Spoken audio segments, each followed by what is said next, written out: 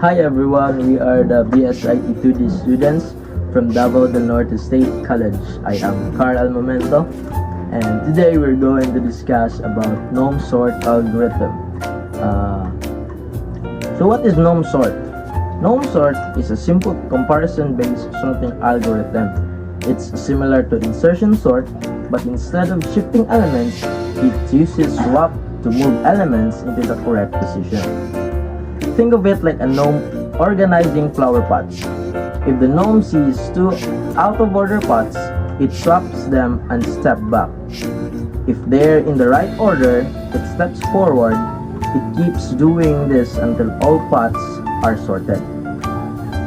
The history of Gnome Sort and its origin, it is invented by Dick Gruen, a Dutch computer scientist in 2002. Originally named Stupid Sort because of its simplicity and inefficient on larger sets. Later named Gnome Sort by Haberman, who thought the gnome analogy was fitting and more memorable. So how Gnome Sort works? This is the step-by-step process of how it works.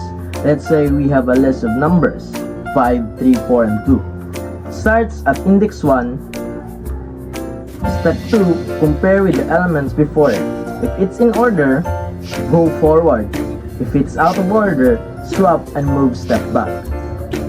Last step, repeat until you reach the end of the list. Key things to know about Gnome Sort. Number 1 is it is stable sort. It keeps the original order of equal items. Number 2, in place. It uses no extra memory in our system. Third, simple to code, very easy for beginners. And lastly, not efficient for larger sets. When to use Gnome Sort? First, when teaching sorting concepts, we use Gnome Sort for it.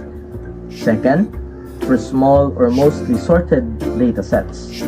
Lastly, when simplicity matters more than speed, we will use Gnome Sort. The other information will be reported by my co-reporter, Napuli.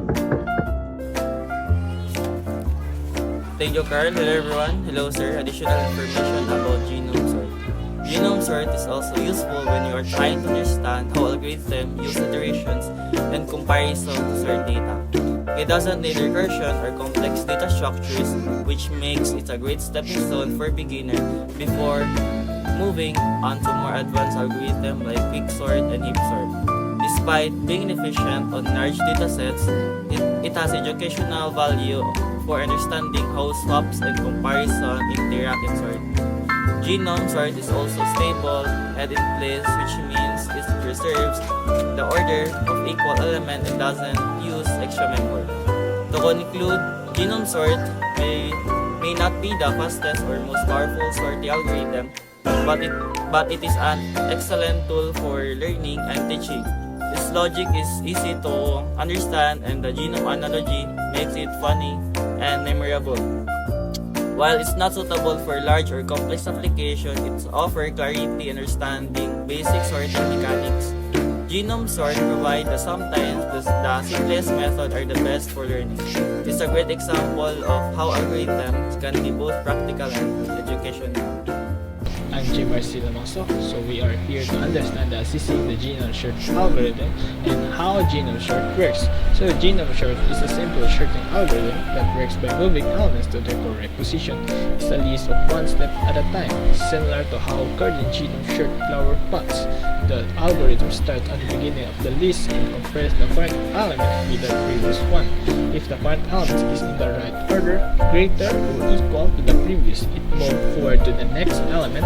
But if the current element is similar to the previous one, the two elements are swapped, and the algorithm steps back by one position to check again. So this process repeats until the algorithm reaches the end of the list, and the list is fully sorted. So performance assessment. Gnome Sort is easy to understand, implement, but is not very efficient for large datasets. Its average and worst case time complexity is as big O n squared, meaning that the time it takes to sort list increases roughly with the square of the number of elements.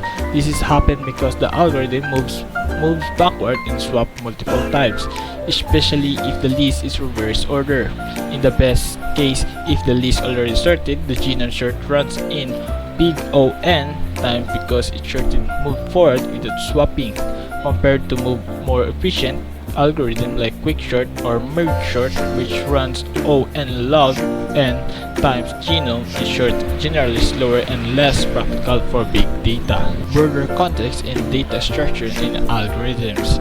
Studying genome sort algorithm is valuable because it introduces basic concept of sorting and algorithm design. It's a very intuitive way. It shows some simple rules can eventually lead to sorted list of repeated comparison and swap, understanding the genome sort, and helps learning appreciate how different algorithms solve the problem with a very level of efficiency. So, in addition guys, Gnome Sort is an easy to understand sorting algorithm that organizes items by repeatedly comparing and swapping neighboring elements until everything is the right order. Because it is works step by step, it is perfect for teaching and visualizing sorting process, such as arranging books and by thickness or the flower by height. It is show how simple rules can lead to fully sorted list, helping us to understand the fundamentals of sorting algorithm. So for our second example is the book thickness. So to thinness to thickness. So this one. We look two books side by side. So if the left one is thickest than the right, you swap them and move one step back. So this one, the index 0 and the index 1. So they swap. See? So if they are in order, move in one step forward.